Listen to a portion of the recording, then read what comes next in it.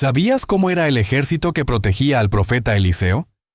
El profeta Eliseo estaba desarmado contra el ejército más grande de la región, un anciano que vivía en una pequeña ciudad sin murallas, rodeado de caballería, arqueros y carros que marcharon toda la noche solo para capturarlo. La matemática era simple, miles contra uno. Cuando el sol comenzó a salir sobre las colinas de Dotán, el asedio estaba completo, sin salida, sin ruta de escape, sin esperanza humana. Pero esa mañana, alrededor del año 850 a.C., los números no contaban toda la historia, porque había algo en la montaña, algo que el rey de Siria no podía ver. Y cuando los ojos correctos se abrieron, se hizo evidente que este profeta nunca había estado solo. Para entender cómo un solo hombre se convirtió en el objetivo de todo un ejército, debemos retroceder unos meses al momento en que una guerra comenzó a ganarse sin que se alzara una sola espada. El conflicto entre Israel y Asiria no era nuevo. Durante décadas, los dos reinos habían vivido en constante tensión. No fue una guerra declarada con batallas formales y campos abiertos. Fue un conflicto de emboscadas, ataques rápidos y disputas territoriales. Pequeños ejércitos se desplazaban por caminos, a través de valles y colinas, intentando sorprender al enemigo en su momento más vulnerable. Del lado sirio, el mando estaba en manos del rey Ben-Hadad. Lideraba uno de los ejércitos más temidos de la región. Sus carros de guerra eran tirados por caballos entrenados, diseñados para avanzar a gran velocidad y aplastar las formaciones enemigas. Los arqueros sirios eran famosos por su precisión letal. La infantería ya había conquistado ciudades enteras. Militarmente, la ventaja era clara. El plan del rey sirio era simple y efectivo: tender emboscadas en puntos estratégicos y pillar desprevenido al rey de Israel. Elegir valles estrechos, cruces de caminos importantes, pasos de montaña, lugares donde un ejército no tuviera margen de maniobra. Era una estrategia común en la antigüedad y solía funcionar. Pero esta vez algo extraño comenzó a suceder. Cada vez que el rey sirio situaba sus tropas en un lugar determinado, los israelitas simplemente no aparecían. Elegía un valle para la emboscada. El ejército israelita tomaba otra ruta.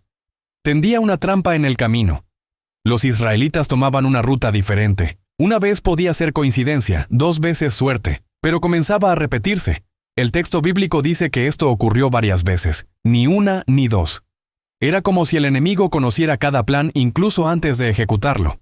Para un comandante militar no hay situación más peligrosa que esta, porque si el enemigo conoce tu estrategia, ya has perdido la guerra antes de que comience la batalla. La frustración del rey sirio comenzó a convertirse en desconfianza, y la desconfianza rápidamente se convirtió en paranoia. Reunió a sus oficiales más cercanos, generales, consejeros de guerra, hombres que participaban en las decisiones más secretas del reino. Y en esa habitación hizo una acusación directa. Alguien allí era un traidor. Alguien estaba pasando información al rey de Israel. Era una acusación muy grave.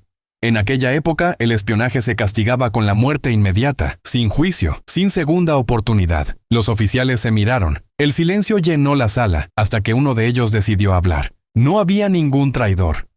El problema no era militar, sino espiritual. El oficial explicó que en Israel había un profeta llamado Eliseo, y este profeta tenía una habilidad que desafiaba cualquier lógica de guerra.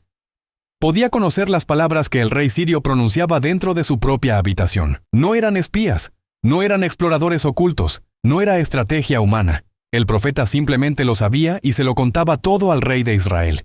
De repente, todo tenía sentido. Cada emboscada frustrada, cada plan fallido, cada movimiento inútil. El rey sirio no solo estaba luchando contra un ejército, estaba luchando contra alguien que conocía sus secretos incluso antes de salir del palacio. Y eso era algo que espadas, caballos y carros no podían resolver. La decisión del rey fue inmediata. Si el problema era un hombre, entonces eliminarlo. Para el rey de Siria, la naturaleza de la guerra había cambiado. Hasta ese momento, el problema era el ejército de Israel. Ahora todo apuntaba a un solo nombre: Eliseo. No era general, no comandaba tropas, no poseía armas, no vivía en palacios, era solo un profeta. Pero en la práctica, ese hombre solitario estaba frustrando toda la estrategia militar siria. El rey no dudó. Si los planes se estaban revelando, la solución era simple: capturar al profeta. Les ordenó que averiguaran dónde estaba Eliseo. Enviaron espías, interrogaron a informantes, Los mensajeros recorrieron los caminos de la región. La respuesta no se hizo esperar. Eliseo estaba en Dotán. Era una ciudad fortificada.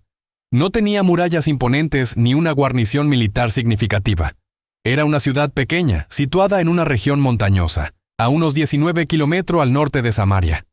Un blanco fácil. Pero el rey sirio no quería correr riesgos.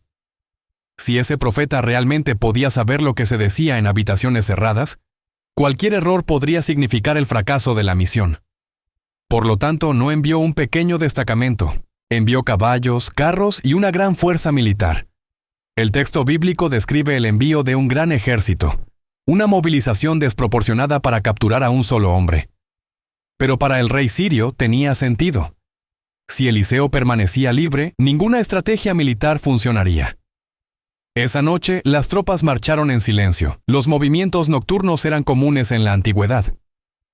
Para evitar el calor del día, preservar la fuerza de los caballos y, sobre todo, alcanzar el objetivo antes de que se extendiera cualquier advertencia. Los soldados sirios cruzaron valles oscuros, subieron las colinas alrededor de Dotán y se posicionaron alrededor de la ciudad mientras todos dormían. Caballería en las salidas, carros en las rutas principales, infantería cerrando los accesos. Cuando los primeros rayos del alba rozaron las colinas, el asedio fue completo.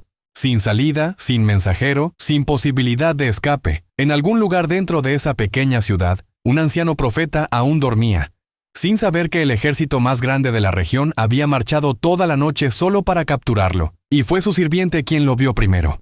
Cuando la puerta se abrió esa mañana, la vista exterior parecía sacada de una pesadilla. El sirviente abrió la puerta esa mañana como cualquier otro día, quizás para ir a buscar agua, quizás para comprobar el tiempo, quizás simplemente para empezar su rutina antes de que saliera el sol.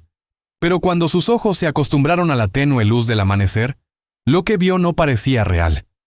Caballos por todas partes, el destello de las armas reflejando la primera luz del día. Soldados en formación de asedio. Las colinas alrededor de Dotán estaban invadidas. Carros de guerra bloqueaban las rutas de escape. Arqueros ocupaban los puntos altos. La infantería cerraba todas las entradas a la ciudad. El sirviente pudo ver banderas sirias ondeando al viento, escudos alineados, lanzas alzadas, formaciones listas para avanzar. Ese ejército no estaba allí para negociar, estaba allí para capturar o matar. El pánico fue inmediato. El sirviente retrocedió, casi tropezando al entrar en la casa. Su corazón se aceleró, su respiración se entrecortó, su mente tratando de encontrar una salida donde no la había. Corrió hacia Eliseo y lo despertó con una frase que contenía toda la desesperación de ese momento. «Oh, mi señor, ¿qué haremos?» No era solo una pregunta, era un grito de impotencia. La ecuación era brutal. Un ejército entero contra 2 hombres desarmados dentro de una casa de adobe. No había muros, ni soldados aliados, ni ruta de escape. Todo apuntaba al final. Pero la reacción de Eliseo no seguía ninguna lógica humana. No saltó de miedo. No corrió a mirar por las ventanas. No empezó a hacer planes de escape. Su voz sonó tranquila, firme, como si nada hubiera cambiado. No temas, porque son más los que están con nosotros que los que están con ellos. El sirviente debió mirar a su alrededor confundido. Dentro de la casa solo vio a 2 hombres. Afuera, cientos, quizás miles de soldados armados. Las cifras no cuadraban. O Eliseo se había vuelto loco, o sabía algo que los ojos humanos no podían ver.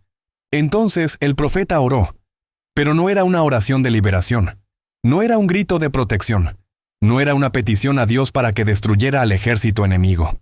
La petición fue sencilla, directa y completamente inesperada. «Señor, te pido que abras los ojos de este joven para que pueda ver». El sirviente todavía intentaba comprender las palabras de Eliseo cuando algo cambió ante sus ojos. No hubo truenos, ni terremotos, ni ruido de batalla. Lo único que cambió fue su visión. Fue como si se hubiera levantado un velo. De repente, las colinas alrededor de Dotán ya no estaban vacías. Toda la montaña estaba cubierta. Caballos de fuego, carros de fuego. Un ejército celestial posicionado entre la ciudad y las tropas sirias. El sirviente parpadeó tratando de comprender lo que estaba viendo. Cuando abrió los ojos, el paisaje de Dotán ya no era solo colinas rocosas y tierra seca. Toda la montaña parecía viva. Donde antes solo había rocas y sombras, ahora había filas de caballos de fuego posicionados como una caballería lista para avanzar. Los carros celestiales no eran como los carros de guerra sirios. No había ruedas de madera, ni hierro, ni cuero estirado. Parecían hechos de llama pura, estructuras luminosas, pulsando como brasas vivas, como si el fuego mismo hubiera tomado la forma de un vehículo. Y no se movían caóticamente. Estaban organizados, alineados, posicionados en formación de batalla. El sirviente notó algo aún más impresionante. El ejército celestial no estaba dentro de la ciudad. No rodeaba la casa de Eliseo. Estaba entre Dotán y el ejército sirio como un muro viviente. Como si cada colina hubiera sido tomada por una fuerza invisible hasta entonces. Como si el mundo espiritual siempre hubiera estado allí, solo que oculto tras un velo.